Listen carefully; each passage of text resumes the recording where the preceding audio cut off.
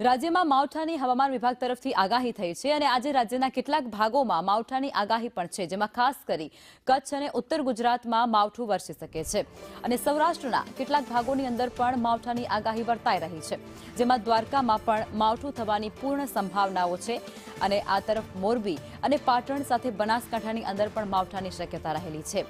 ખાસ કરી 48 કલાક બાદ તાપમાનમાં 2 થી 3 ડિગ્રીનો ઘટાડો થશે અને ઠંડીમાં વધારો થશે।